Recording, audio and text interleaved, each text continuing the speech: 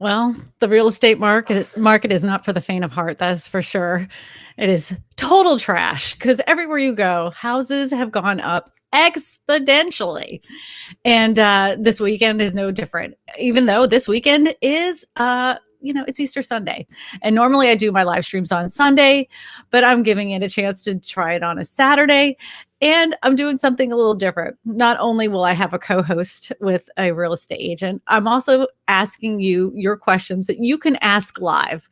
So if you're interested in being a part of the show, I'm actually going to have you live where you can sit here and ask your questions live. Please be kind to one another. Please, just let's just make it fun. Don't be silly. I do have somebody moderating in the back. So even though you may get there is a link. If you look at the pinned comment, there's a link at the top so you can join the stream. I do have somebody in the back. So if you start going crazy, they're going to kick you out right away. But this should make it a lot more fun and a lot more interactive to see people live on the air asking their questions. It would be a fun stream. It's going to be a fun stream. It's very laid back today. I do have a guest. I have one guest right here. His Ian. He is let's add him to the stream. Oh, he's not even. All right. I do have one guest. His name is Ian, and he is going to be our super real estate agent out of Austin, Texas, correct? Yes. Can you hear me? Yeah, you got a delay. But okay. I already have my first person that wants to be live on this stream, and her name is Kathy. So here we go, Kathy. Hi. Hi, Kathy. Where are you from, my friend? Well, I'm originally, I've been kind of all over the place. This pandemic is really, like anybody, has really messed me up. Right now, I'm in Portland, Oregon, and I'm trying to buy in California, where I'm originally from. Okay. Oh, but yeah. And I sold a property up in Washington during the pandemic last year. So I've been renting meantime because I couldn't find a place to buy. So because of how crazy things are, I'm trying to, because I don't want to keep renting and finding a rental is difficult. I'm looking to find something at least affordable that I could potentially maybe sell in 2 years, because trying to find something right now is difficult. So I've been looking at manufactured homes, but the real estate websites do not distinguish between whether it is whether you own the land or whether you're leasing it. I have to go through each one and look through the details and try to figure it out. Like I've been using Realtor.com, so if it shows up their property, property type, and you put in mobile, you'll get hundreds, and most of those, like 98% of those, are in a mobile home park, even though it's not considered real estate. I'd asked you this question before, and I think you said that because it's not real estate that it wouldn't be listed, but it is listed, so it's very difficult to determine that. Okay, so every state has a different rule when it comes to manufactured homes. Oh, okay. If it is tied to a piece of land, I would connect yourself with a real estate agent in that area because they can sell it to you once it's attached to a piece of land. Now, if you look on like realtor.com, of course, you're going to see tons of them because it doesn't matter if they're attached to land or not. But once it becomes real property that's attached to land, then you're going to be able to have those listings that are in the MLS. Okay. So now, to find those, then I would need to use a realtor to. Well, you just can connect with a real estate agent. You can ask them to put you on their email drip mail campaign. That doesn't cost them anything but a couple clicks of a button. And then you could see what's coming on the market or what's been on the market, and that is attached to a piece of property. Okay, I did talk to a real estate agent about it, and but I never got a really clear answer. But maybe I need to pursue it a little further. Yes. Okay, that's good to know. All right, thank you. All right, Kathy, thank you. Eddie, you want to bring up the next person? Rachel, hi. Hey, Kristina. Hi. So tell us a little bit about you and where you're from and what's your question today? So I've been watching your show. This is a really interesting year, not because of the good, the bad stuff, but the real estate market, I live in New York City and own a house there. Mm-hmm. And we also live in Vermont. I'm here right now in the beautiful Green Mountains.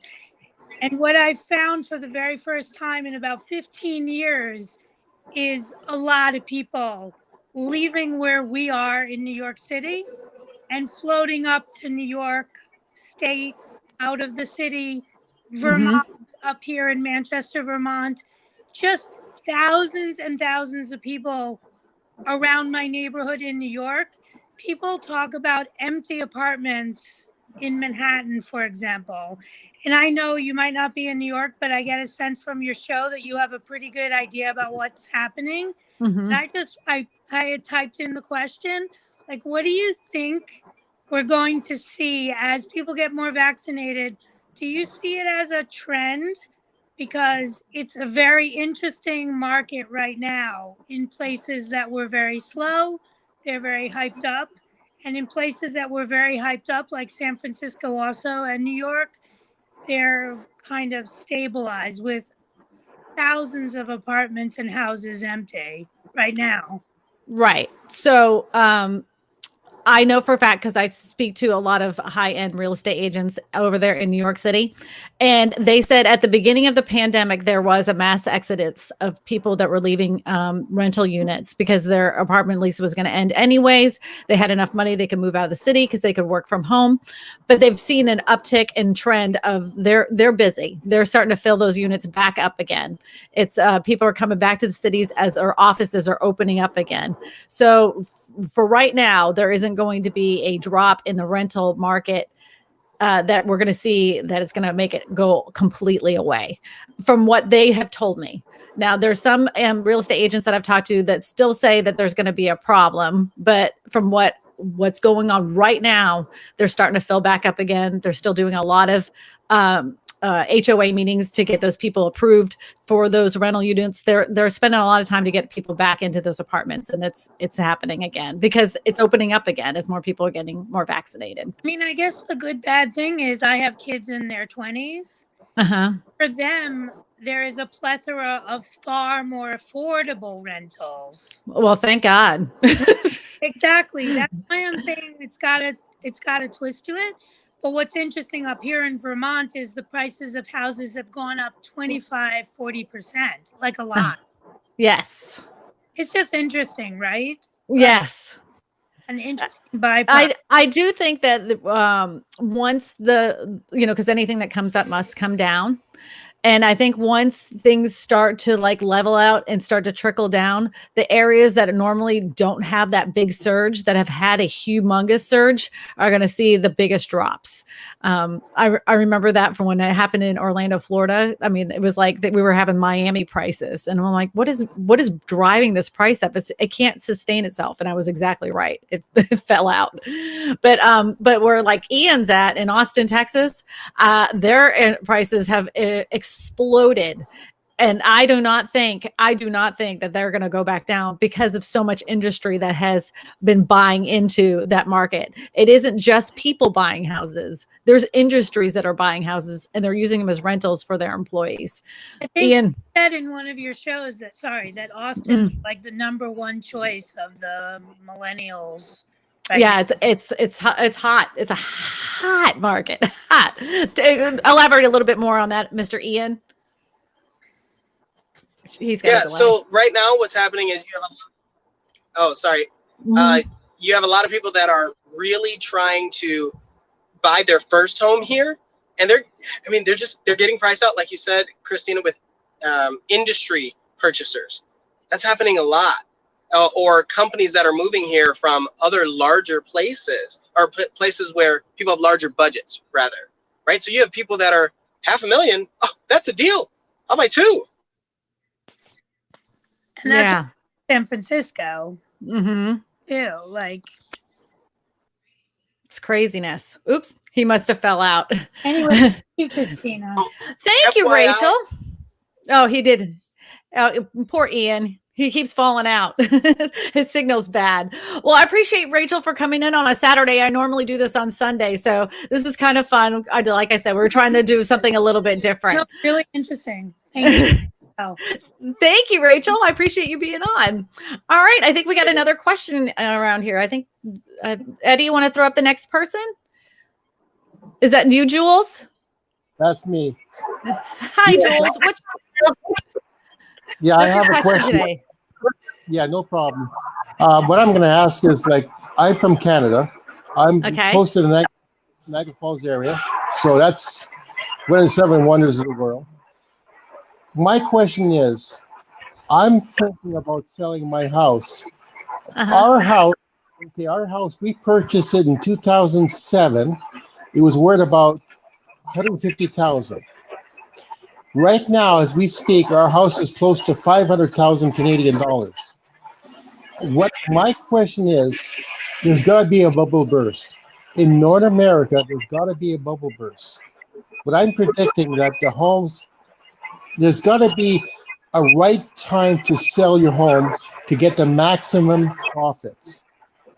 Do you guys have any, I know you don't have a crystal ball, I understand that, but maybe, do you feel like there's got to come to a home's always equity always increases, but there's got to be a level when we say, okay, the increasing value of a home has got to level out. So my question is, when's the best time to sell? Well, I'm going to tell you right now, we're not going to see a drop in prices for, I don't even think for another year. And the main reason being is home builders can't build as many homes as they could have in a normal market. There isn't enough building materials for them to build as many houses. And the building materials that they're getting are expensive. A house that would have cost $10,000 in lumber a year ago now is costing $20,000 to $30,000 to $40,000 in lumber. So a house that normally would have been $150,000 here now is going over $200,000 to offset the costs of building materials. So they're not building as many. So we still have a problem with supply. Not as many people are putting their house on the market. We don't have an influx of people on the market. People that would have traditionally foreclosed at this time are not foreclosing because we have the mortgage moratorium. Why would you walk away from your house when you can just freeze your payments and throw them to the back end?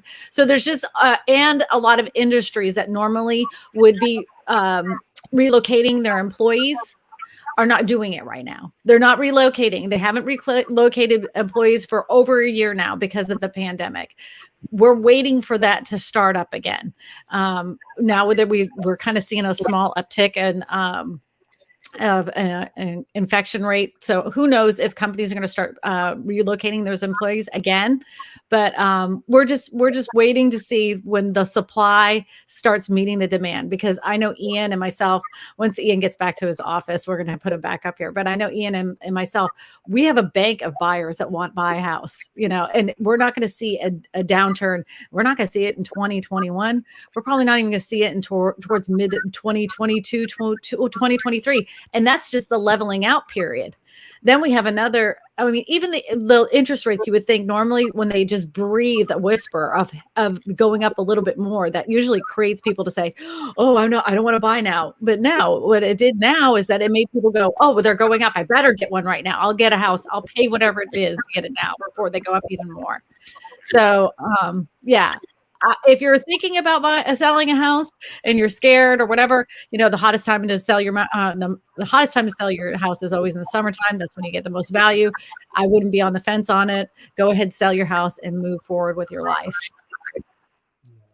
Because that's what happened recently. I think it's what happened in major cities, like for example Toronto. That's what happened to my area in Welland. Mm-hmm. People in Toronto, over 2 to 3 million people. The baby boomers are selling their homes that are worth about $1.2, $1.4 million on average. That's for example, in Toronto, Ontario, Canada, selling their homes, getting the dividends or getting the money, I should say, make a long story short, and then buying a home for $500,000, they still have 500,000 or more to play with for the retirement. So don't talk about the baby boomers. That's what happened in 2002, 2004 in Vancouver, BC, moving to the interior BC. In Canada, I don't know what it's like in the States. I have no I don't have no understanding about the States, but I believe that's what's going on here. A lot of baby boomers are pushing to the set. They're going to sell their house, keep the $400,000 or $500,000 for their retirement. Maybe that's what's boosting all the home pricing in smaller communities. Maybe you have a better answer than I do.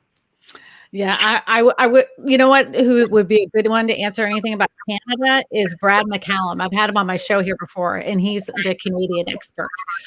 Just look up his channel and ask on one of his videos, Brad McCallum. He's fantastic. But I appreciate your question, Jules. Thank you.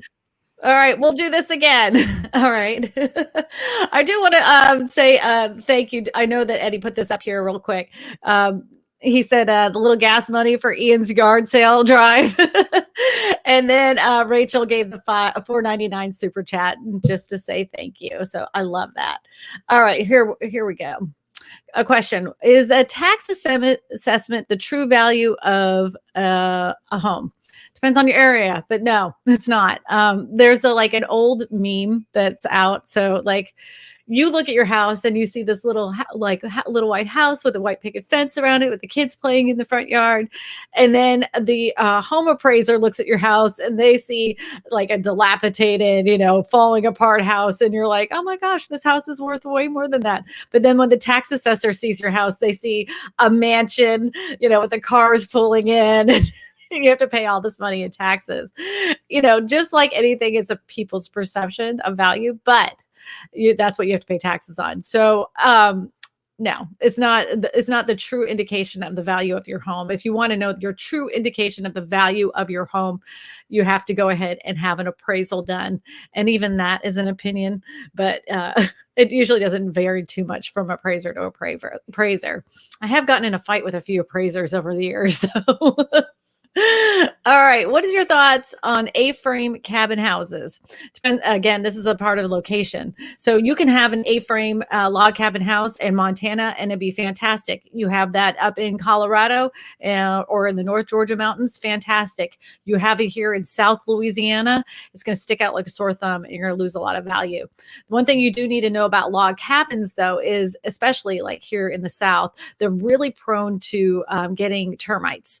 And they're also known for staying very moist and wet inside. They seem to retain a lot of water. So if you plan on doing a log cabin home, make sure that you get some kind of good ventilation system to withdraw all that moisture that can collect inside the house, because they tend to get a little musty and moldy smelling. So just something to think about.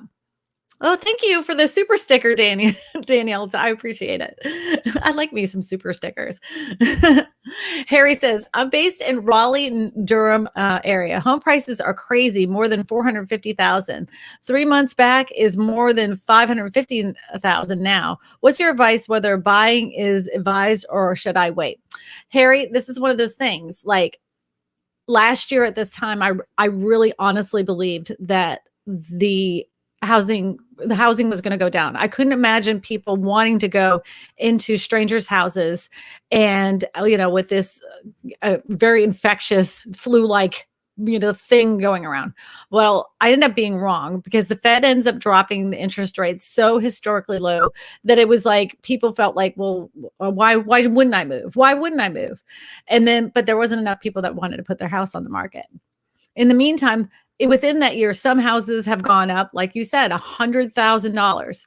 So if you had waiting for the market to crash, you've already lost out on $100,000. This market right now is not going to drop in price anytime in the next few months, within the next year. And there's several reasons for that. One is the jobs market is actually even looking a little bit better. One thing you do need to pay attention to with that jobs market is the fact that a lot of the people that were typically on the charts, if you've been out of work for over 6 months, they drop off the charts altogether. They say they're no longer looking for jobs. So those numbers need to be readjusted. But they're predicting more as more states open up completely. A lot of people are getting back to work, and I think that if we get into this new normal, there's going to be a little bit more houses on the market, but we're not going to see a drop in prices for some time. I really was. I will admit when I'm wrong, and I was genuinely wrong thinking that if it had continued the way it was, and I won't say I was wrong, I was going with the information I had, which was the government was going to stop forbearance at one point, and that forbearance was extended all the way till June 30th. So if you extend that forbearance to June 30th, 2021, you can still extend it out afterwards if you file by June 30th, 2021. So that extension gives you an additional 6 months. Let's just say you still can't pay. So the bank's going to give you about 3 months that you haven't paid. Then they'll start the foreclosure process, which takes months, sometimes years for that to happen. So we're not looking at a wave of foreclosures hitting in 2021. And you might start seeing a few in 2022. And if it's going to turn into this big problem, we're really not going to see the big pop of it until 2023. That's my opinion from everything I'm seeing now. But I'm willing to admit when I'm wrong. Oh, look, I think Ian's back in his from his cubby. Eddie, you want to bring him on up? I'm so sorry. I am so sorry, everyone. Thank you. So, Ian, what do you think about the home prices? Yeah, I think I'm going to say astronomical for today. But like you said, there's kind of a lag. There are people that are just waiting to buy more. Hundreds of thousands of people that are waiting to buy more. So even as more homes come on the market, I think we're filling those up pretty well. And it depends on where you are too, right? It depends on where jobs are moving, where people are moving, and you got to watch those trends. But right now, like where we are in Austin, Texas, I don't see any chance of slowdown. I really don't. I don't. It's scary. So Ian's here now, and he's back in his little his spot where we can hear him perfectly. If you want to ask your question live, there's literally a link at the top at the pinned comments where you can click on that link, and then we'll bring you up live, and Ian and I can answer your questions live right here on the screen, and you can share your story. I don't even care if you've just bought a house and you want to share how you won the deal and how you're liking that experience.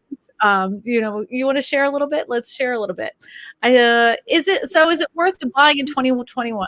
I still say it's worth buying in 2021 because I do not think that the houses are going to get any cheaper in 2021. They're not going to get any cheaper at the beginning of 2022, and they may level out at the end of 2022. But there's a lot of what ifs because of the fact that there's such a little supply of building materials, and they're so expensive. And then the question is, like, along with that, do you have the materials going down in price? Do you see that? You foresee, right? So that's the first thing. Do you see interest rates going lower? This is what I think is going to happen with the interest rates, by the way, because I'm not the only one who said this, believe it or not. Grant Cardone even said this too. I was like, oh my gosh, me and Grant Cardone actually agree on something. But the Fed, like, the thing is that they've stayed so low for so long that it's almost impossible for them not to raise it. They're going to have to. They're going to have to raise the rate. So they're going to raise them for a period of time. But then once they realize that isn't working, then they're going to just get their little bit of money and they're going to drop them right back down again. So there is going to be a period of time that those rates are going to go back up for a bit. And once everything starts falling apart, they're like, oops, that isn't working. They're going to take them again.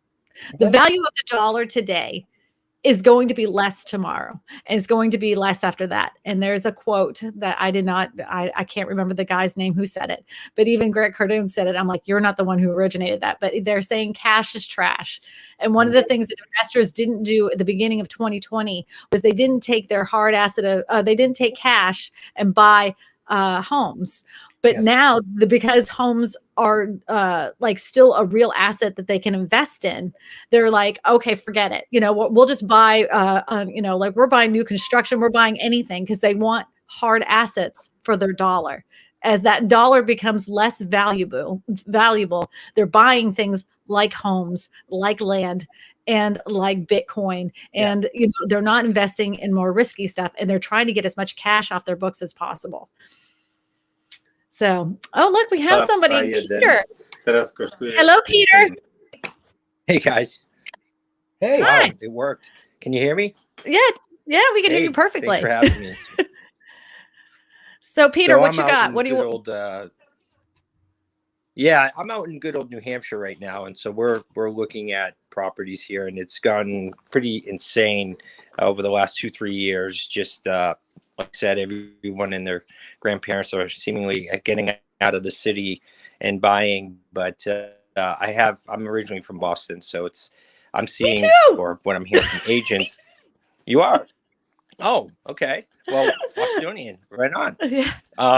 Yeah, I mean, it's insane. They're seeing a lot of influx of inventory in the Boston area, in the city particularly. So there's just this big push, like, do you buy in the city or do you buy in the rural areas? And, or do you just build, like you said, buy land in like New Hampshire or something and build? So there's like, we're going to be doing some shopping tomorrow.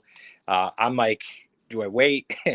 Interest rates are going up, which in a way I'm almost like, I prefer 10% interest at a lower principal versus the higher principal and a lower interest, because there's really not much wiggle room once you want to refinance with a lower interest.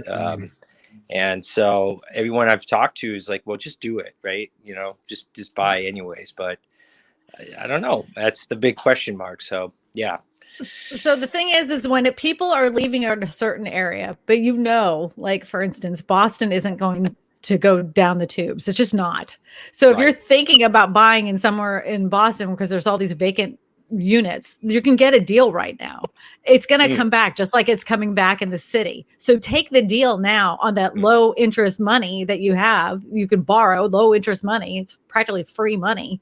So invest in I would, if it was me, I would buy a duplex, because that way you have return on a hard asset. Boston is a place where you have a lot of college age students, right? Oh, you got all sorts of things going on in Yeah, Boston. so I would imagine that a lot of them may not, while they're in their undergrads, they're not in a place to necessarily buy. And so that puts you in a prime position. Like Kristina said, if you're purchasing a duplex, for example, it's really solid. There always a place to go. Yeah. And fast forward 4 years from now, the kids that are 15 years old don't care what's happening today. I mean, not really. It doesn't impact them the same way. Right? So they're going to be there. They're going to be moving in. So what's the challenge, Peter? Well, I think the challenge with Boston is that these students are not coming back fast enough. And I'm talking to some agents that are rentals, like in Dorchester, Massachusetts. They used to fill up by now. And they, everyone knows in Boston, September is the big month, right? They flood in, and it's half the amount right now. They're saying they're not seeing that amount. Although Harvard did say that they're going to require students to come back sometime after Labor Day. There's that chatter. But even still, I think people figured out it's working, that you can work remotely. So all the professionals are being pushed out, or they don't have to come into work. Like I know I don't have to work anymore. It's in the city. So there's this whole idea that you're not stuck to one area anymore, right? So why be stuck in Boston? But to your point, I think Boston's a great city and that there's a lot to offer. And, I think over time it's only going to come back. So it's going to come back. It's an adjustment. All of this is going to be, it's like the big readjustment. So more people are going to be moving out, but other people now can afford the city are going to move back in. So now we're going through this adjustment phase. The students are going to come back. They may not be renting for a few more months, but they're going to come back. So when you bought that rental at that cheap rate, you fixed it up, and now you can get top dollar for that rental. It's a tax deduction on top of it all. If it was me, I would be all over it. Not only that, I've talked to another investor he's in the downtown Boston area. And he said that some areas they're thinking about rezoning that were commercial that have kind of like really died out. that they might rezone those as residential so more they can bring more people back into Boston.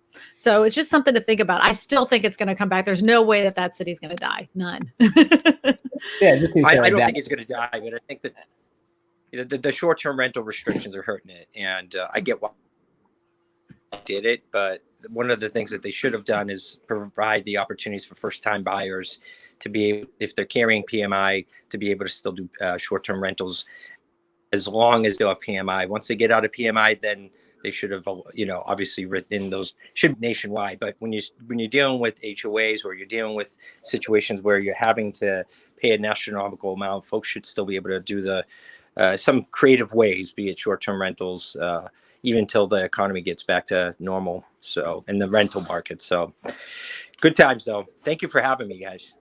Oh, thank you, Peter. I appreciate the question. I hope we were helpful. Kristina, my wife just got a job in Boston. I love it. I mean, that's a cool town. I've never been, so I'm curious. I want to go. I mean, I've driven around and through, but I've never stopped in there and spent time. I need to. Eddie, bring up Amy Haslett. She's another real estate expert. There we are. Hey, look, we have a question, Amy. You can throw yourself in there. Amy is a real estate agent out in Phoenix, Arizona. Is that correct? Mm-hmm. Yeah, I'm out on the west side. Yep. She's in Phoenix, and she is literally the funniest person in the live. She makes me laugh so hard. I love Amy. Son doesn't think I'm too funny. I think you're hysterical. So what do kids know anyway? All right. So the question is, I'm thinking of adding a privacy fence to my home that was built in 2019. Will the fence increase the value of my home? What was on it before is my follow-up. Right. Was there no fence, or was there a chain link fence, or? Right. It makes your house, in my area, everybody's going to have a little bit of different. In my area, it makes your house more sellable. Does it necessarily add, a couple $100 to your appraisal? I mean, it's not going to be as much as you put into that, but it'll definitely make your house more sellable, because most people are like, I want a fence. Mm-hmm. And then they're like, well, the house down the street that's exactly the same doesn't have a fence. I'm just going to go ahead and pick this house because it has a fence and we don't have to do it. But it doesn't necessarily mean that your house is going to be worth more because the house down the street doesn't have a fence. That's how it is in my area. Is that the same for you, Amy?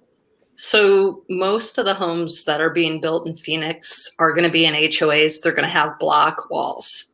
It's pretty uncommon to buy a home that doesn't have a block wall around the perimeter, unless you're maybe in a county island or something, or acreage maybe. What's a block wall? Yeah, is that like cinder block? Oh, so that's all the way up. About 6 feet, give or take. Wow! So you can't see across the fence at all unless you're climbing it. Pardon me? Unless you're climbing it, you wouldn't be able to see over this block wall. Well, you wouldn't be because you're short. Well, like I said, but I'm a spider monkey. I could climb up that sucker. Yeah. I could scale it. Yeah, typically you have about, they call them courts. So each block there's going to be around 8 blocks up. It's usually around 6 feet. So it just depends where you are on your yard, your lot, whether you can see over it. Most people can't see over it, but some of the 55 plus communities won't have block walls. That used to be the norm. Mm-hmm. We're seeing more and more of them have the block walls, but it depends. If you're backed up to open space, then you might have 2 cords or 2 levels of block, 3 going up, and then open view fencing. So it varies from community to community on the 55 plus, but almost anywhere you're going to, in the Phoenix metro market that you're going to buy, you're going to have a block wall, because almost everything's in an HOA. There's a smaller percentage of homes that aren't in HOAs and that won't have the block walls. So that would definitely, if you have an older value. Yeah. It's expensive though. And right now everything is costing more money. I just showed a house. I've got a young couple. We've put 6 offers in, haven't gotten any accepted. And we went and we looked at a house the other day, and it was built in 79. And the bottom of the block wall was so deteriorated. If you think about a cinder block and how you have, the center and it's hollow, the cavity was completely open on the bottom support, like 2 blocks up. So what happens is water gets in there and there's this thing called effervescence and it just eats it away. So being that it's so old, it had eaten it away. I was talking to the inspector that I use often, and he said you're probably looking at about $50 a linear foot to replace the wall, and that doesn't include tearing it down. And you're gonna have to tear that down because those are the support ones. Yeah. So the thing that I'm seeing get really crazy now is people getting so desperate to buy homes that they're overlooking things like that, where I said, guys, you know, it's one thing to buy a house and maybe overpay if the market comes back down. It's another thing when you buy a home that's going to be a money pit or maybe is a bad location, because you try and sell that when the market softens, if it's on like a busy street, backed up to power lines, or has a lot of issues like the roof, the block wall, that's going to be a lot tougher to sell. Those are easy to sell now in this kind of market. In a normal market or a market that dips, that could be a double whammy. They ended up not putting an offer on the house. And we went and looked at another house after that. And we're doing this off FaceTime too. And it's vaulted ceilings, built in 1979, going with the phone up to the vaulted ceiling. And I see these brown things hanging, termites. I was going to say termites. Termites on a house like mine that's 15 years old is one thing. It takes a lot of years to do damage, but that house was built in 84. If those termites have been there for that long, then your trusses might be damaged. Now you're talking structural. And I start thinking about, okay, vaulted ceiling on an older home, they can't get in and see the damage on that. Let's say that there's no issue with the termites. Well, what about if the roof hasn't been replaced in a long time? What's underneath that roof line? Inspector can't go up into a vaulted ceiling and go in the attic and see what's going on there. So I think there's going to be a lot of people buying homes that get desperate that don't look at these things real carefully, and it's going to come back to get them later on. So needless to say, they didn't put in an offer on either of those homes. I think the other thing that concerns me is that they're doing the inspections for information only. That concerns me. They're like, we're just doing the inspection for information only. And then they get the report and it's 10 miles long. But they've already signed that contingency that says we're buying it anyway. You know, like I'm like, I would let go of the $1,000 and I mean, I'll give you the $1,000. Don't do it. Yeah. Don't do it. Don't do it. Ian, isn't that what's going on in Austin as well? Isn't that So the two things. First, when Amy brought up the fence, I was like, block wall. What is that? So we have cedar fences that last like 10 years. That's it. Like you can blow them over after 10 years. And so but in an HOA, it's funny. In an HOA, if you're near a major road, like let's say it's a busy road leading into the subdivision, then we'll have the block wall along that road. So that works. But any interior, it's cedar fences. Fences. We just have, we have good old. And we've even started doing good neighbor fences because people can't tell if it's owned by this person or this person. And so even though that doesn't matter, like it's a myth, it's still good to see and to assume that both of you need to take care of it just to stop the fighting. So I thought that was really neat. Yeah, we have that here too. Good neighbor, bad neighbor fences. We have that too. But I was going to say, as far as the inspection, so to Amy's point and to yours, Kristina, it is important to get that, but you have so many people. Like if you want to win a house, you don't have an opportunity to negotiate here. Right. And it's scary. So you do want to get all of those things. You do want to get people to look at it. But there are people that are coming in and paying in this market $200,000 over. And they'll say, I don't care about a block. I'll pay for a block wall. Let me just get the house, because they're that desperate because their company is moving here. Right. And investors don't care either. Like and I've worked for investors for years, and they just like, where's the house? What are the numbers? It's just walls and doors and windows to them. Whatever's wrong with it, they'll fix it and they buy it sight unseen. I've done that for eons, but it's strange for me, and probably for Amy too, to see the average buyer doing that, because when you see young kids, they're haven't even started their family yet, taking on these projects, damn well that like if there's a problem with the housing market in the future, they're going to be calling you because they've outgrown the house and they can't sell it for what they bought it for. That is the worst conversation on the planet to have with a home seller. I had this happen when I first got into real estate. Matter of fact, those people are still clients of mine, but I told them, I was like, this is not a place that I'm not sure if you really is going to increase in value over time. They're like, well, I know this area. I'm like, look, they're building a road right here. They have this nonsense going over here. They have a water treatment plant right over across. They're putting it across the street. I said those are not things that will increase your value. Sure enough, 5 years later, they had 2 kids. They were moving out of their house and they were like, we already know we're not going to get enough money for our house. I'm like, well, at least you've been paying that mortgage. You told them.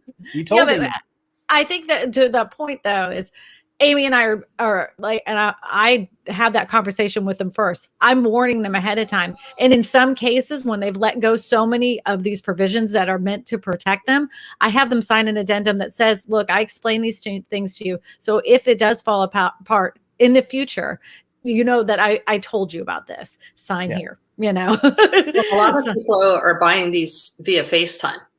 Yes. Oh, yeah. So that's even more, of a concern is I'm having to try and show them stuff that normally they can see for themselves. And maybe I'm overlooking it. I mean, I did a pre-closing walkthrough on a new build with my camera and FaceTime. And then later I came out to see the superintendent and I looked up and I went, oh, I didn't know this when I was holding the camera, but you guys did a really bad job of painting the back of this house. You need to go do it again. Mm-hmm. And, you're just not going to see everything. So a lot of times with my buyers who are buying sight unseen, I'm having the inspector come back not me, but I'm advising them, pay for the inspector to come back at the final walkthrough and go through the home again to make sure there's no issues. That's smart. I didn't even think about that. That's very smart. So if you are in the home buying and you're doing it sight unseen, definitely pay for that second inspection to have them go back through and make sure that they did the things that were supposed to be done and everything is done correctly. That's smart. Not even a bad idea to do that when they can see the house. Depending on what it is, let's say that the buyer asks the seller to correct some things, in which in a normal market, sellers do correct things. We're seeing less of that. But if there's something that needs to be corrected and it's technical above what you can see with the general public's eye, maybe there was a roof repair. Well, I'm not going to get up on the roof and my buyers aren't going to get up on the roof. But even in a situation of a home where there was no corrections, it's not a bad idea to have somebody come through and look through it again, especially if they're not coming in and seeing it for themselves. And I'm seeing more and more people buying via FaceTime. So it's all the more reason to really slow people down, make sure they're making the right decisions. Get as much information about that house and neighborhood beforehand, during that whole time. It's very smart. Well, I do want to let everybody know, if you're just popping on here, I know we got 249 people on the stream right now. If you are interested in having your question answered live and where you can ask all 3 of us real estate experts that have been in the business for years, you can ask us right here live. There's a pinned comment at the top of the chat here, and it has a link. So you can come straight here and you can just ask us directly, ask us your question, and we will answer it directly. There's something new I'm trying, Amy. I thought I'd give it a whirl, see how that, I figured it could either turn out tragically terrible or, or it could be kind of fun. That's genius. Yeah, who knows what people will ask.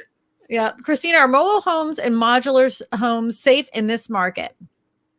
Okay. So first of all, those are 2 different products. When you're looking at a mobile or manufactured home, that is a home that is built to HUD specifications and HUD criteria. When you're looking at a modular built home, that is just like a traditional built home, except for the pieces themselves are coming in a truck, and they're putting them together like Legos. With a manufactured home, they come in 2 pieces and they connect those 2 pieces together and they hook everything together. With a modular home, they're bringing walls, they're they're just putting it together, like I said, like Legos. That modular home will appraise the same as a traditional stick-built home because it's built to the same specifications, if not better than a traditional built home. A manufactured home, because it's built to HUD standards, it's not the same. And a lot of times it depends on how it's attached to a piece of property. So you're not going to get that increase in value over time. That isn't to say it won't increase in value. In many cases, it will. But it would have increased more if it was a modular home? Yes. Would it have increased more if it was a traditional built home? Yes. So there's still a safe investment. I always say go modular. I like modular homes. They have a really great green thumbprint when it comes to green energy. I'm a big fan of all that. So if it was me, if I had a choice between manufactured home, mobile home, or modular home, I'd pick modular. I love it. I like that question. And I also think that there's some relevancy to what's the land worth too? Right? Like if they're buying the land or if they own the land, like if you bought a home and you plan to, live in that home while you're building something else, that's a consideration. That's a lot of people are trying to do that here right now. I don't know if are you seeing that, Kristina? Yes. Well, that's very common here, especially after Katrina, because we had a lot of land here. So a lot of people would buy a small manufactured home, live at the front of the property in the manufactured home, and then build their dream home behind it. It's very common here. But you have to, there's only in the covenants, in your restrictions, it says you can only live in a manufactured home, let's just say 9 months or even a year. They will not let you have that manufactured home on that piece of property afterwards. After that 9 months, you have to remove it. The parish, we call them parishes here instead of counties. The parish makes you remove that manufactured home. Now, years ago, they didn't care. They let you keep it on there. And a lot of people kept that as rental properties. They'd move that manufacturer behind the house or keep their mother-in-laws there and stuff like that. But but now they're getting a little stricter on that kind of stuff. But but I've seen people live in campers on a piece of property. I've seen people live in tiny homes on a piece of property. And I think it's a great idea.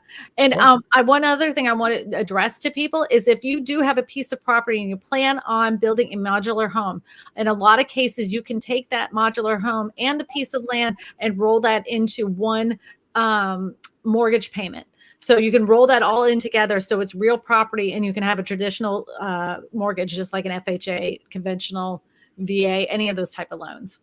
It looks like someone's trying to get on. Lauren, I can't really see her.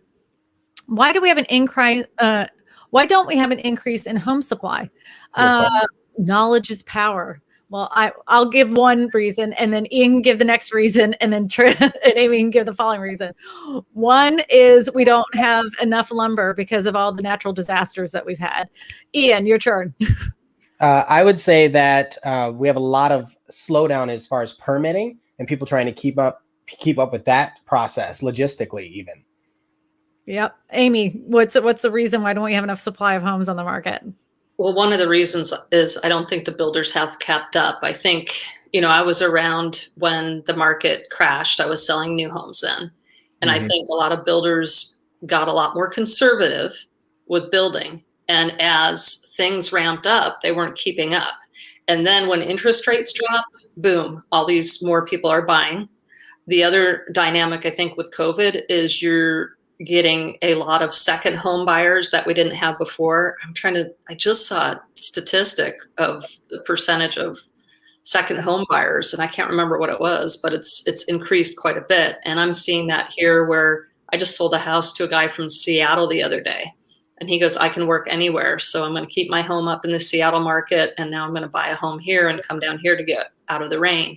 So I think it's a bunch of those combinations that are happening together. And then in Phoenix, we're getting just a lot of growth. We're getting a lot of companies coming in as well. But it's happening everywhere.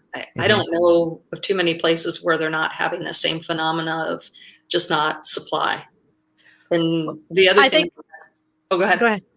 The other thing I'll add is what's happening in the market now is completely different than what happened back in 2005 or whatever. I was around then. 2007, 2008, 2009. Yeah. So I was selling new homes up until about 2006. I decided to stay home when I realized that I would make less selling new homes than what it would cost to have childcare come take care of my son. So back then it was a lot of bad loans. I mean, I'd sit there with my old Texas Instruments and calculator running people's debt to income going, I don't care if you gave me 10% return or 20% return. I wouldn't give these people a loan. And they were getting loans left and right. For way more money than they should have ever been Yeah, given. And 120% loan to value and stuff like that. Yep. But the other thing that was different was, as builders, we had developed land that was ready, with finished lots. Those finished lots aren't out there right now. Mm-hmm. And my friends that are still selling new homes, I'm going, you're going to be sitting around summer twiddling your thumbs because you're not going to have anything to sell until the fall. Yep. Because the land's not developed. So it's not just a scenario of we're getting so many people buying and we can't keep up with the production of the home. We don't have the developed land to put it on. So we're behind the curve on that. Yeah. And that wasn't the case before. That's part of what I meant with the permitting, right? You have these builders that might have large tracts of land and they're ready. They may have a stockpile of materials, doubtful, but they may. But even trying to push that through a lot of the regulations, it's not working. And they're even at the point, and I don't know if they're doing this where you are, where either of you are, but the new builds, they said, you know what, we're not taking lists, we're not doing anything. What we're going to do is we're shifting our business model entirely. You don't get to pick your floor plan or anything. Here's what we're putting out. We'll let you know about 3 months before it's due to be completed. Mm-hmm. And if you want it, you can have it. And it's a bid. And they want to be able to have the lumber ordered, I think, is part of it. Because the lumber, they don't know if they can get the lumber. They don't know what they're going to pay. Yeah. So you're seeing a lot of homes getting released right before the foundation's poured. And that's probably about where they're ordering the lumber package, I would imagine. And in some areas too, and I know this is true of Austin, Texas. I know it's true of your area, Phoenix, Arizona, and I know it's true of Miami and New Orleans, that a lot of these companies that have come in, the new tech companies that have come in with your foreclosure, the little bit of foreclosure that's there, they're going in and they're purchasing these houses. They're actually, they're going in as a separate company. Like, even though, let's just say it's, we'll just say it's Tesla, right? But they're not going to say we're Tesla, we're buying these foreclosed homes. They're going to say we're Greenleaf Investment Properties, and it's really Tesla. And they're bought, like, whoever bids the highest, they just keep bidding $1 more, just $1 more, just to win the bid. And they're scooping up every little bit of property that's available. They're doing it all over the country, where a lot of these tech companies are getting moving to. And people say, well, what's that going to do? Because, these people are going to go back to California. Tech companies are not going to move their whole companies back to California after leaving. It's like, this was a big chance and a risk that they're willing to take to move to these cities. They're not going back to California, to Silicon Valley anytime soon. That's for sure. That's for sure. Can I be considered for a first-time home buyer if my husband bought our home while we were married, but I'm not on the title or loan? No, you're married. It's community property in Louisiana. You would not be. Yeah, it's community property here too. How about in Arizona? Yeah, it's community property. I guess the assumption is that they still have that piece of property. I mean, if it's been so many years since you've bought, then there's programs where you might be considered a first-time home buyer again. So correct. It depends on how are you defining that? Is it based on some kind of loan program? Mm-hmm. So, yep. Hard to answer that one. Yeah. I saw someone say they can get land for 10 acres for $50,000 or less. Is that what the prices are where you're at? No. Okay. I'm curious. I was like, I haven't seen that in a while. No. Question: what do you think will happen to affordable rentals with all the mom and pop landlords getting rid of their properties for a high price? We're gonna have. Well, I've mentioned this so many times. Mine aren't getting rid of their properties. They're not getting rid of them. No, because where are they going to put their money? Yeah. And so I just had this conversation the other day with one of my clients that owns a rental. And I said, look, you've got a lot of money on the table. It's kind of like playing poker. You got all these chips. Maybe you'll keep winning and get more appreciation, or you can take them off the table. But the question is, where are you going to put it? Yeah. And now you have a tax hit. So the rents have gone up a lot here. So why would you sell? Yeah. So I don't know. I wouldn't. I've had this conversation. Well, I had somebody, and I've told the story several times, but it always burns my rear end. So there was a guy from Housing Wire who's an economist that was on Clubhouse, and he was saying there isn't an affordable housing crisis. And I nearly fell through my phone when I heard him say this. I'm like, are you kidding me? The average American can't buy the average American house. You can look at, I even did a poll on that, and over 5,000 people answered saying, no, it's not affordable. Homes are not affordable. But he said what investors need to do is, instead of thinking the single family home is the answer, which it's not, he said those people would never want a house anyways. We need to make more rental units. I'm like, you're out of your damn mind. Like, you got to be crazy. There are people that genuinely still want a home. You can't just say, well, we're just going to make them the renters for the rest of their life. It's called the American dream for a reason, because people want to own a house. One of the greatest ways to own wealth is to own real estate. And that's why right now, as the value of the dollar continues to drop, investors are continuing to buy as much real estate as they can, because they know it's a hard asset. So don't give me that baloney that people don't want to buy a house. Are you both experiencing this? So we have new build communities where we're investor locked.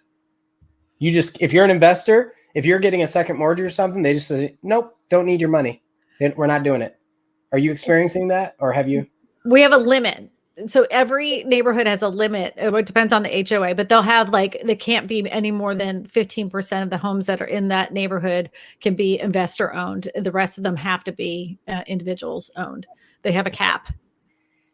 Yeah, and I'm not seeing that now like I saw it before. When I was selling new homes, we had some big restrictions on there. We had forms that people had to fill out that said, I'm not an investor. It's going to be either primary or a vacation home. And people were trying to be real tricky about getting around that. There was only a few builders that actually had teeth to that program where they could, like Standard Pacific had something where they put a lien on the property. Ooh. So that if they found out you were an investor, they could come after some of that money if that were the case. So I'm just not seeing the builders doing that. I have seen some of the builders where they're asking for quite a bit more earnest deposit. For investors. Frankly, I don't think the builders care. I mean, as long as they've got somebody that's looking to buy, and they've got, I have people that are in drawings for certain builders where they're going to release maybe 4 lots, and there's 60 people in the drawing. So we saw that in Florida. Well, before I moved to Louisiana, that was a real thing. It was a raffle. You had a raffle ticket, and you could win a lot to get a house. We're doing that. But the weirdest thing about that, it was like 1 month earlier, they were raffling off lots for you to build it. The next month, they were literally, I'm not even joking, they were giving away a Mini, one of those the Mini Cooper. Coopers. They were giving away a Mini Cooper for you to buy a house. It was like somebody turned off a light switch. It was like the market was hot, and then all of a sudden it was just dead all at once. That's what it was in Florida. Did something happen in Florida to slow it down, or was this like the 2008, 2009? That's what I'm talking about. That was the 2006-07 market. That's when that started. We were the ones that were like, honest to God, you literally could go to bed and wake up the next day and your house was $20,000 more. When somebody told me, oh, your house is worth another $20,000 more, I'm like, how is that even possible? Like, what happened in the last 24 hours that made my house 20,000? Like, I knew it was a nightmare ready to happen. And that's what scares me about this market. But the other thing that a lot of people aren't talking about is the fact that I told people at the beginning of the pandemic, if they were concerned about keeping money tight, like having money available, that it isn't a bad idea to get a HELOC. You have this equity in your house. Why don't you go ahead and have this HELOC in case there's some emergencies that come up? Not only that, you could also use a HELOC to buy another property, a second property. Mm-hmm. I no sooner put out that video, sure enough, I started getting all these emails. The banks are locking the HELOCs. The banks are no longer allowing HELOCs. They're not, and they still haven't allowed for HELOCs. We've had this exponential growth in equity in people's homes, like almost $100,000 for a house that, it was less than that a year before. And the banks aren't going to give you the equity on that for a HELOC.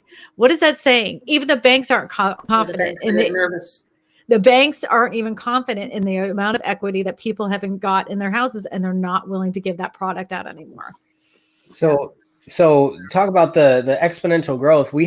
So Elon Musk lives in Austin, Texas, right? So, and I was actually working on, I'm editing a video for my channel. We'll probably release tomorrow. And it's Elon Musk, stop tweeting about Austin, because every time he does, so 2 days ago, he tweeted and he said, we need 10,000 more people to move here and work these jobs up until 2022. I mean, that's not very long, but when 10,000 people move here, it's not 10,000, it's 50,000, because you need roads, you need construction, you need apartments, you need housing. And that's just one person doing it. And then you hear about like Samsung and Dell and Apple and all the, and it's just, and I'm like, it's already challenging. It's tough. I put in 14 offers last week and won one. And that's the thing. Even in our little town, our little like Hoboken town outside of Baton Rouge, it's still like that. It's still like that. And it's crazy to me that, this is no lie, I got a phone call from somebody that they were putting a contingency on them selling their house to buy this other house. And I said, well, why isn't this house selling? He's like, we haven't even put it on the market yet. And I'm like, and the other agent's nervous that your house won't sell? And then I asked them what their location was and everything. And it's only like the house is in the perfect location with a great, in a really good school area. It's a 4-bedroom, 2-bath, and it's under 300,000. I'm like, why wouldn't she take that offer? Like, really? Yeah. Honestly? I mean, like, the house is going to sell the second it goes on the market. Yeah, I get that. But here's what worries me is if it falls out a few years before this house. I mean, it's all like dominoes, and that would be my concern. So I always tell my sellers, when you're thinking about what offer you want to take, especially when there's multiple offers, which we're seeing right now, is 3 things you want to think about. Number one, what's the one that's going to give me the most money in my pocket? And, you look at the numbers on the offer now. Will that appraise? Will there be things they hit you up on the inspection? We don't know. The other thing is, what is the most likely to get to the finish line? So you think about a racetrack and the hurdles, and you add hurdles when you add a contingency of a home to sell. So I'm not worried about it going under contract. I'm worried about it falling through at the last minute. And then my seller was moved out of the home and already moved into their apartment or trying to get their next home. And now they've got to U-turn that van that they've paid for and all these other things. So the less contingencies, the more likely it is to get to close. The third thing I tell people is what's going to be the least amount of pain, and that is like, are the people, again, some of those factors affect the pain. Like, okay, I don't have to worry about a contingency falling through at the last minute. Are they flexible on the closing date? Do they seem like they're not going to hit you up and ask you to turn an old home into a brand new home during the buyer inspection? Those kind of things. Well, people are forgoing inspections. What's that? Like, so I had a seller for a buyer that wanted to do that. And yeah, good luck. Yeah. I convinced them to do the inspection, and fortunately we got the house, but he had put in 2 offers on homes. He was buying it for his daughter, who was a hairdresser. So she couldn't show a lot of her income. She couldn't qualify. So he was going to do a loan. First 2 houses we didn't get. The third house, he decided to go cash. He was going to do a larger earnest deposit of $10,000. He's like, I'll waive the inspection. I go, well, let's talk about that. I go, first of all, if you're going to waive the inspection, you want to have a $10,000 earnest deposit because that's what's at risk. Let's say you do the inspection for your information purposes and you find a cracked foundation. You're walking away from $10,000. So he ended up, I think we still did the $10,000 earnest deposit, but he did his inspection. And he didn't ask for anything to be fixed. But yeah, the risk to me, and this is a guy that knows what he's doing. He does a lot of work and did flips and stuff way back in the day. But still, you just don't know what you're going to find until you get in there. Yeah, but I have done it where it's for information only unless the inspection comes up with $10,000 or more in repairs. So that way, if it did come in, like it needed a new roof or it needed, some of the major stuff, if it's going to exceed $10,000 and they can prove it with an inspection, then they can walk away and still get their earnest money back. So in Arizona, our contracts are as is already.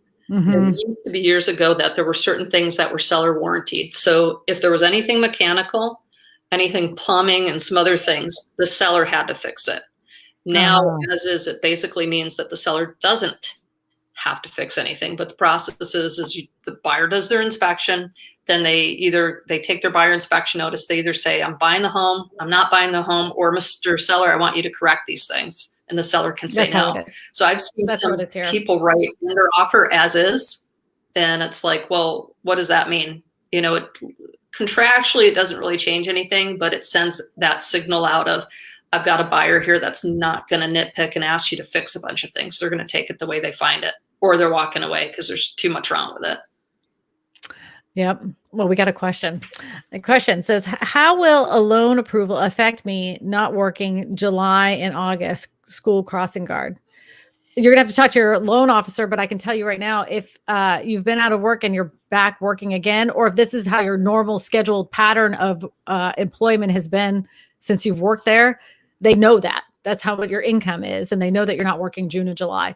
But if there's been a hiccup in your employment, you're going to have to talk to your loan officer about that. Let them know that that's the case. And they'll let you know if they're still going to get loan approval. If you guys have a question, like if you just jumped on the stream, there's 308 people. If you want to ask your question live, there's a link at the top that's pinned in the pinned comment that lets you know that you can actually get right on here with all three of us right here and be the fourth person. You could ask your question live and we'll answer it live.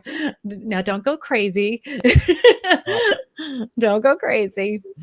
Let's see. Would it help to get a fully underwritten loan to be determined in getting an offer accepted? Go ahead, Ian. Yeah, as a listing agent, if I saw that, that's absolutely better than a pre-qualification, but I'm still going to ask for proof of funds if you are creating an appraisal waiver, right? Saying that, hey, I know that the house is listed for this much. I'm going to go, let's say 50,000 over. I want to see your proof of funds that you have that gap to cover and a pre-approval. Pre-qual is nice, but I would much rather see a pre-approval. You know, pre-qualifications really are just ink on paper. Yeah, they are. It's like, hold on, is this a real vaccination right here? Yeah, I know. It's like, they're really not worth much. So, what do you say, Amy? Oh, definitely. So, and I don't know about your states, but in Arizona, we have what's called the AAR, Arizona Association of Realtors pre-qualification form. So it has specific things that we want to see checked off.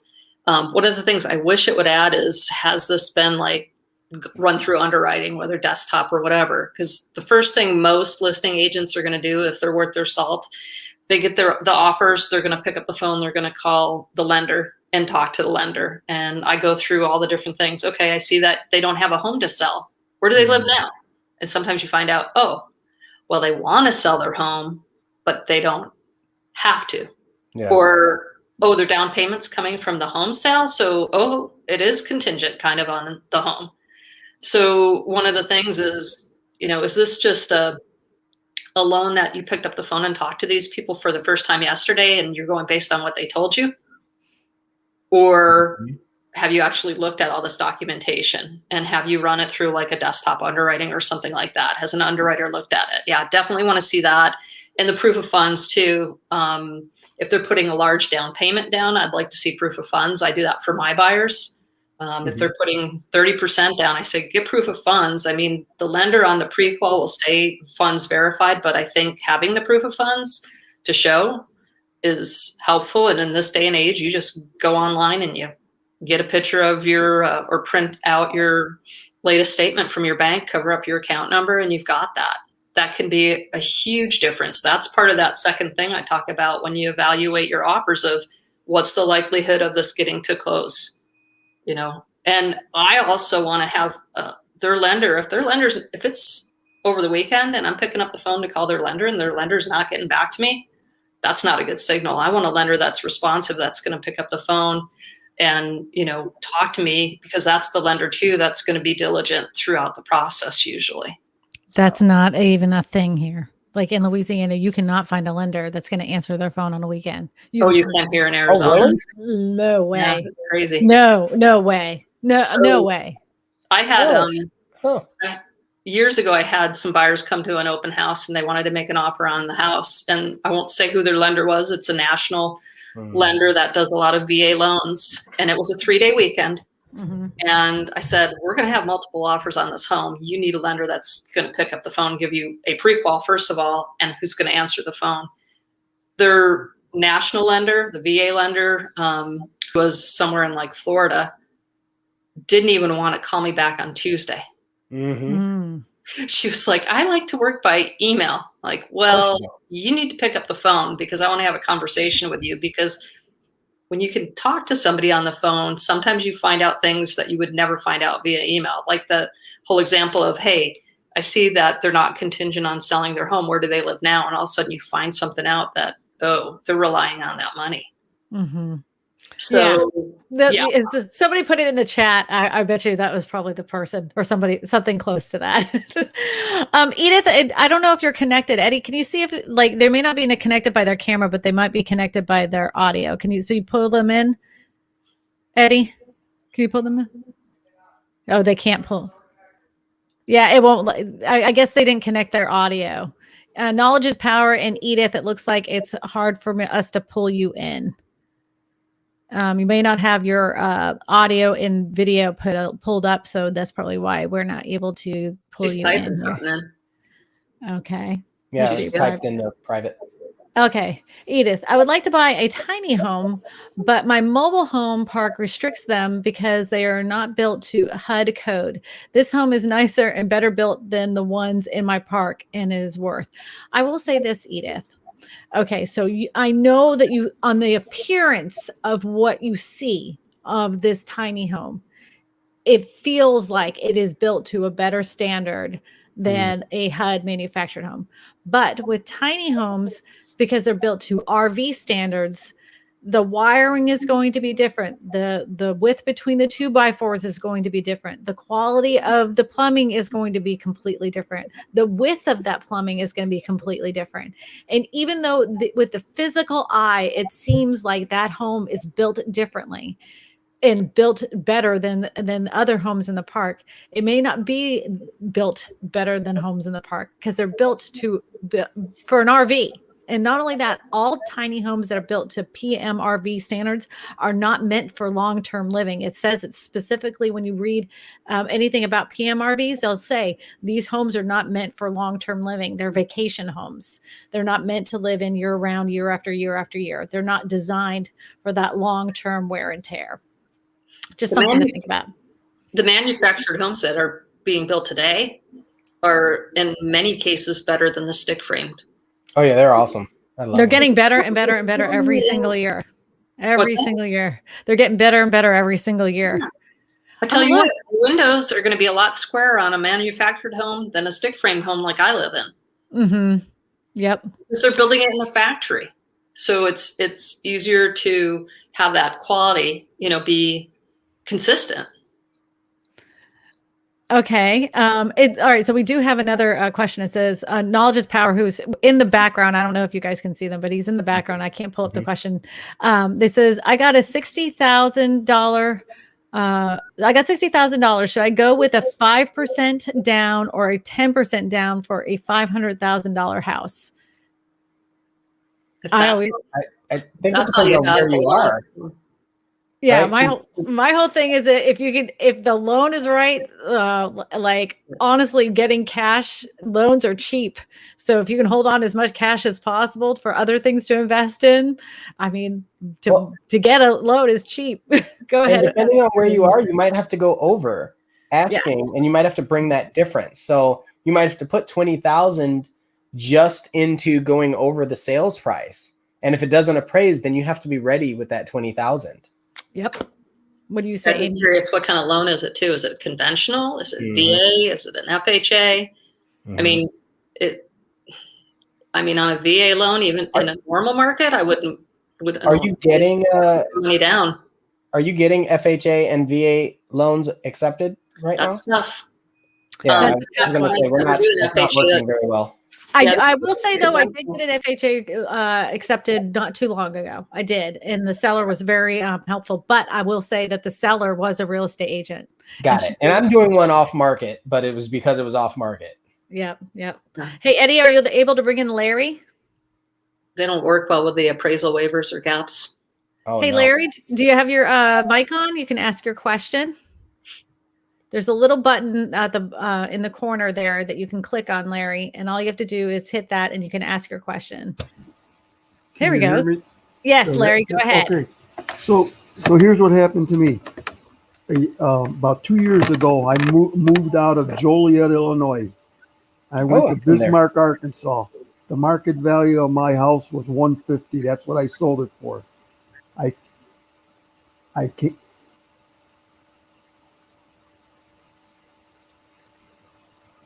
Can you hear Larry? Go ahead. Okay, Larry. and then I came back to Joliet, Illinois, because Arkansas, I didn't like it there. Mm-hmm. And it was like I was being stabbed in the back because I caught the high value of all the houses. Mm-hmm.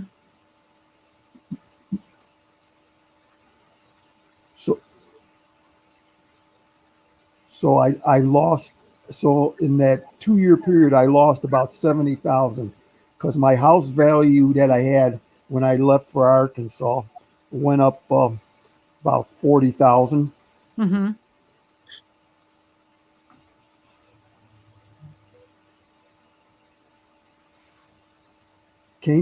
Came back then to Joliet, Illinois, where I want to reside, where I'm residing now, and I had to pay, like maybe 50,000 more for the house because that's what the market is.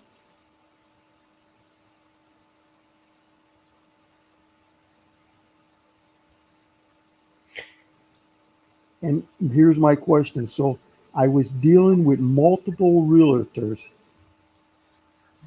Mistake number one. Well, what? But because I was living in an extended stay and I had all my furniture in storage, and I was a cash buyer.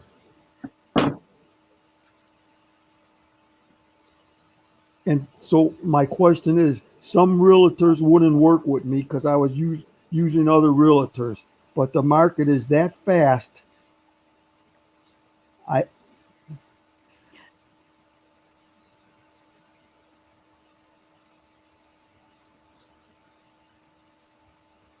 I wanted to see the new listings. So was that right with the realtors or wrong? Okay, here's the thing is that all of us work on we don't get paid until we close the house. So everything we're doing prior to that house closing is basically free. So when you're calling, let's say 5 other real estate agents, they want to know that they're specifically working for you because they don't want to work for free. They want to know at the end of the day, when they've put in all this time, effort, and their own money on gas and everything else, that at the end of the day, they're going to be able to sell a house to you. They want some kind of sense of loyalty because they're doing all of this for free until the house closes.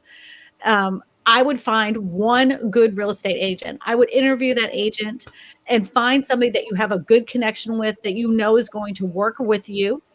And that is your agent. That's the person you call every single time. Because if you keep calling all these other agents, nobody's going to be loyal to you because you haven't been loyal to them. I'm sorry, but I disagree with you. Not in today's market. I was a cash buyer. I'm Johnny on the spot. I'm ready. These houses are coming up too fast. I told all these realtors I'm living in an extended stay.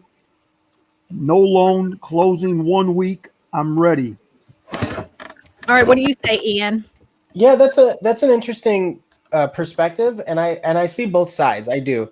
I think so. Larry, just as an example, if someone called me today and said that they have cash and they want to buy a house today, that's actually the reason why I was in the car on the way here, because he proved it, and I said, "Done. I'm there." Otherwise, it's just words, and we get a lot of people that say things and they don't actually mean it. And not necessarily because that's the intent, but maybe they don't know. Maybe they don't even have a pre-qual. Maybe they say they have cash and it's a woman that's worried about someone attacking her. Like you can't just jump because someone says jump. You have to verify and go through the channels. And that ends up being very challenging to have that conversation. So, and that's why I ask for proof of funds and those sorts of things. But yeah, if everything's in order, then yes, go, go, go, go, go. But that realtor, if that realtor cannot adjust to your schedule and your needs, then that is not the realtor for you. Yeah. Mm-hmm. Correct. Yep. Thank you. You're welcome. Did you want to add to that at all, Amy? Definitely, because what I'm seeing now is I'm getting sign calls on some of my signs. Guess what? I'm getting homes under contract before the sign gets out. My sign guy can't put it in the ground before it goes under contract, because when I order the sign, I do my photos first because I don't want the post in the sign. Mm-hmm. And then my sign guy's behind and I get it active and it's gone. So I get these people calling me because they think they need to work with every realtor and drive by or pull up what they find on whatever website and call that realtor directly. And I'm going, look, whether you use me or somebody else, you need a buyer's agent that's working for you. Mm-hmm. Because in Arizona, we have this new thing called coming soon. Okay. And you're never even going to see the coming soon listings, because the only way to get them is if you work with a realtor and they send them through email to through MLS or create a portal for you. Mm-hmm. By the time it's active, everybody else is jumping on that. And if you're driving around or going on your phone to a third-party website that might be delayed in getting the active status that doesn't even get the coming soon, you are losing out. And every agent is going to see the same homes that are active and coming soon. So you need the agent that's going to be aggressive and look for the coming soons. And here in Arizona, if the seller wants to, they can show it and they can sell it, and it can go under contract without ever hitting active, at least in our MLS system in Phoenix. So you've got to have the agent that's going to work hard for you and pick up the phone and call the coming soon and go, hey, I've got this buyer. They're flexible on closing date. Maybe they're cash, whatever. We're going to make it easy for your seller. Can we get in and show it? And I've gotten a few opportunities that way where my clients were losing out in multiple offers because they were flexible on closing date. They were cash buyers or whatever. There was some flexibility there. So that's, I mean, people think that they're going to get the best deal or have the best chance of getting the house when they call every listing agent. And as a listing agent myself, I'm like, yeah, no, it doesn't work that way. I won't do dual agency. And I won't do it. It's a liability. But we do have a question. Joe G said, Kristina, should a person like Larry consider a buyer's agency? Yes. Yeah, because they work for you. And I understand his frustration because the houses go so fast. I get it. And I know that he has the power because he has the cash. But I think once you build that good relationship with someone that's Johnny on the spot, like another real estate agent that's just as hungry as you are, they're out there, believe it or not. You'll find the right person. I have this little guy that I've been working with, and the only reason he worked with me, this was after Katrina.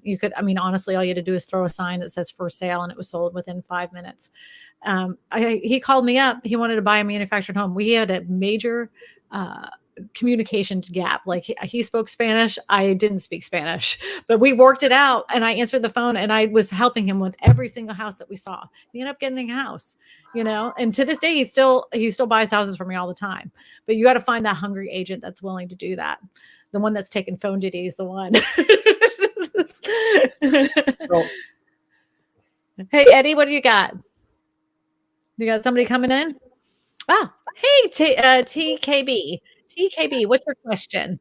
Hello, Kristina. Thank you for everything you've done. You put a lot of ease during my whole buying process, so thank you for that. Oh, awesome. What's your question today? Yeah, so with the recently, there's been a lot of turbulence in the stock market, and I have a lot of money in there. Do you think that's some type of leading indicator to how real estate will behave? Because I know that a lot of people have money in there, and that might affect the buyer's abilities to get the houses they want, or are they totally unrelated?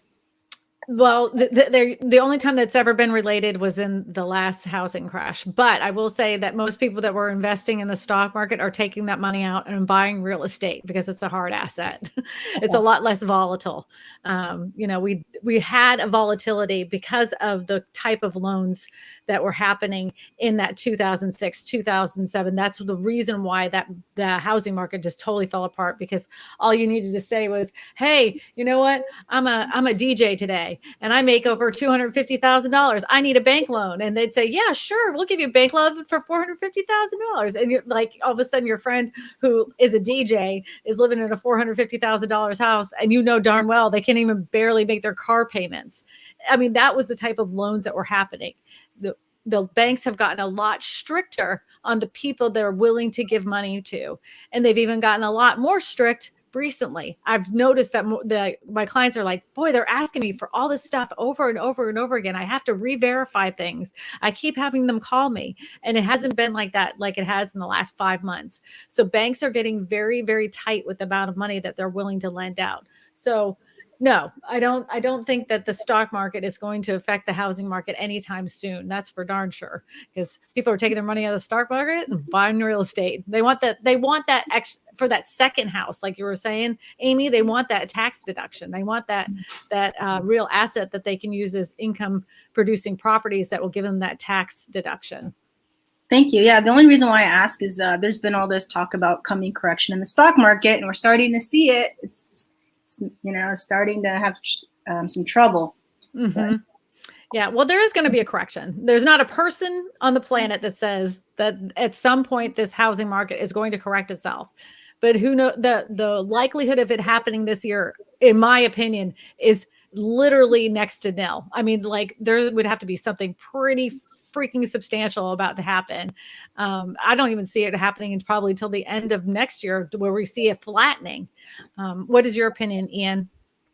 Oh man, I have so many thoughts on this, but to keep it short, I would say you have to think about the psychology of the people that are buying right now and the people that are selling. There are a lot of people that are in downsizing age or generation where they're releasing their assets and or holding onto their assets and just drawing an income from that. And then you have a lot of people that are buying that. I have people liquidating stock market assets, like Kristina said, to purchase a home, a real asset. And if they can't get that, what do? They have to put their money back into somewhere. So I see a lot of exchange. We're currently going through the millennial phase where they are the number one group of home buyers, largest group of home buyers. And it's all going to be based on their income, how savvy they are with the tech market. Here's the thing. Most people stock market. Most people want to have a home, I do believe, at some point in their lives in America. I feel like that's still strong here. Did you happen to see the income or demographic of the people that are actually able to afford a home, though? It isn't. Yeah. And it's not about, if they can afford it, great. But there are a lot of people that can't. And the people that the millennials are getting in the market, but they're the millennials that are in tech industry. They're the millennials that are in, like doctors, lawyers, two incomes. So you said tech industry. Well, that like a lot of that is tech stock, right? Like they're in the industry, but they're also getting stock within the company that they're part of. And so it's increasing substantially. And if they're in the tech industry, then they're probably invested in a lot of tech stock and or Bitcoin, NFTs, and those sorts of things. So that's all kind of congruent with their mentality. But my whole point is that I still say that there is such a income gap between in the United States. There's the people that there's so many haves and have-nots, and the haves are a small group of people and the have-nots are a big group of people, and the ones in the middle are even shrinking even more. So it's you end up falling on one line or the other. The financial divide between people being able to afford a home and purchase a home has gotten wider. So I just think that there needs to be more affordable housing options, because as the home prices rise, you have to find other options. And I don't think the only option for people that are in that great divide is just to go ahead and rent. I just don't think that's fair. I don't think that's a fair thing to say to people. Do you hear the term meat on the bone often when you're dealing with investors? Like there's not enough meat on the bone for really? Oh my gosh, I hear it all the time. There's not enough meat on the bone for this flip or something. Yeah. So the reason why I bring it up is because I wholeheartedly agree with you, Kristina. I think that we need more affordable, which is relative to the income of the location. We need more affordable housing. But my worry is that these builders or these companies that are building or manufacturing these homes don't see enough meat on the bone They can't profit enough. Like our tiny home community here in Austin, there's one. The houses, 398 square feet, $100,000 or more dollars. Yeah, And then, that's not and right. then you have to pay $600+ a month in lot rent. That's not affordable. That's not It's a affordable. room. Yep. Sorry. And that's the solution. That's the solution. We're going to throw them in these tiny shoebox houses and say, here you go. This is what you get for $100,000. There has to be something better. It's like those mini cans of Coke that are like still $6, you know? Like, no, you got me, but I want it. I'm thirsty. Edith asked a question in the private chat. She says, the tiny home I'm looking at is built as a ANSI code. A lot of the homes in my park were built before 1975. So how would they compare with what I'm looking at? I would have to look at that specific building code, and it may have to do with your park's rules altogether. It might have to do with your square footage size. Some parks will not allow a structure, no matter what kind of home it is, under 600 square feet. So if it happens to be 520 square feet, they don't even care. They might just have some rule against tiny homes if it has a loft in it. I mean, that maybe they're only allowing for one level properties on there. You know, everybody's lot restrictions, HOAs are going to be completely different than another. So you may want to look at other lots or other parks that might have different HOAs where you could put in your tiny home that you want. I like me a tiny home. I have somebody that actually met on this through my channel, and she is going to be buying a manufactured home lot down by the beach in South Carolina. That sounds incredible. And she's going to put tiny homes all the way down. She's going to have long-term tiny homes on one end, and she's going to have Airbnb on the front end, and it's walking distance to the beach. I'm like, are those to buy? Hit a gold mine from her, or is she only renting them out? No, she's going to have permanent residents that can own it. I would love to buy one of those. That's so cool. Yeah, she's gonna have permanent residents. One half of it, like it would be like a little area that's a small gated off. That is just the permanent residents that can own a piece of property, and then the front end is the Airbnbs. I think that's kind of cool. That'd be smart. What you got, Amy? You want to add anything to the mix? I can't even remember what the question was. Sorry. I mean, I don't know anything about tiny homes, so other than they're cool to look at online, and I waste a lot of time doing that. So, Amy, did you know that I've been online for 1 hour and 31 minutes, and it felt like it was just an hour? I want to tell everybody, thank you so much for spending so much time with us. This was the first time I ever did a live call-in show where people actually could come up on the air and literally within seconds be straight live and talking with us. It actually turned out good. I was kind of concerned. I was like, this could be a nightmare, or it could be like one of the funnest things I've ever done. I hope everybody has a fantastic Easter and gets lots of stuff from the Easter Bunny. You know, if that's your thing, I hope you're getting a lot of Easter treats. I hope I get some Cadbury cream eggs. Are my favorite. Thank you, Ian. Thank you, Amy, so much for being a part of this. And if you haven't yet, make sure you hit the like button on the way out. And happy Easter, everybody. Bye-bye. Happy Easter.